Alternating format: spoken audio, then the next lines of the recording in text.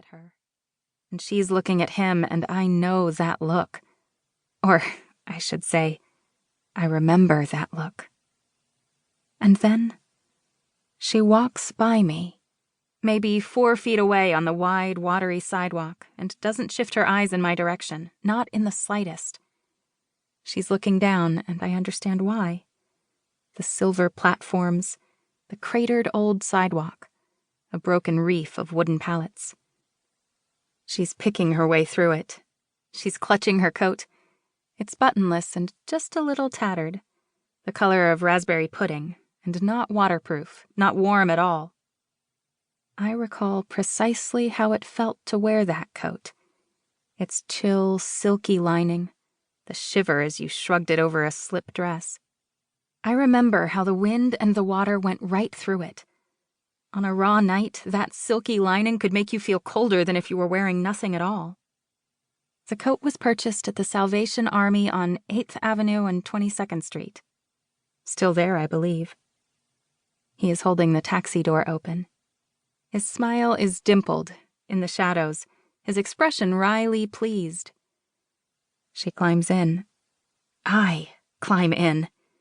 And he abandons his blown-out umbrella in the curb, bends his lanky self into the back seat, and I can glimpse her legs and those shoes before the door shuts. The rain taps my scalp with tiny, wet fingers, and my nose is dripping. Through the cab window, I see them kissing already. Her hand, my hand, on his hair, and the car pulls away. And she's gone. I'm gone. I briefly consider running after her. I quickly release that idea into the rain. By the curb, the umbrella flutters slightly, with a sheen, like a wing just plucked from a prehistoric flying insect. I pick it up. I sniff it. Don't ask me why. It smells like a wet umbrella. Though it is clearly a bit mangled, I collapse it into my tote. Don't ask me why. Peer down the empty street. Not a cab, not a taillight.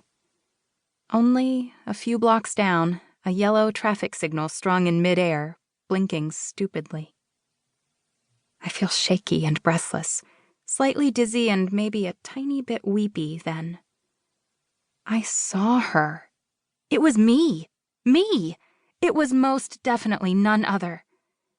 I was beautiful, and maybe 22, and now I'm gone. That was some vision, some message, and I didn't get to understand it.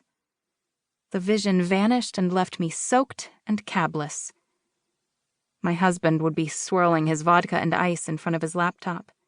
My sons would be rampaging through first-person shooters in their room, flouting school night guidelines. And I'm here on this sidewalk, southwest of the Holland Tunnel, so drenched that my best cashmere cardigan is exuding a hint of its mountain goat origins. And my most expensive work heels, the ones I wear only on days when the boss is in the office, are ruined. I muster my interior subway map and begin walking, a bit wobbly, toward the nearest stop, 3 blocks away. My name is Abigail Willard, and I am 45 years old. No, wrong. I am 46 years old. Not ancient, I suppose, but old enough to forget momentarily exactly how old I am. I work as a senior art director at the largest pharmaceutical company in North America.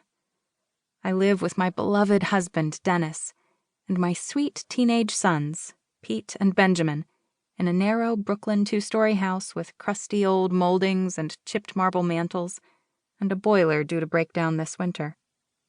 I used to be an artist, a painter of abstracts, mapping my interior life with outbursts of color. That is true. But that was in another life. This life is about my husband and my children and my work. I am known at my office for my ability to slice through bullshit and lay an idea bare, and then quickly act on that idea and make it real. I am not a flake, and I don't see things that aren't there. My interior life pretty much stays inside, and I have never been one to dwell on the past.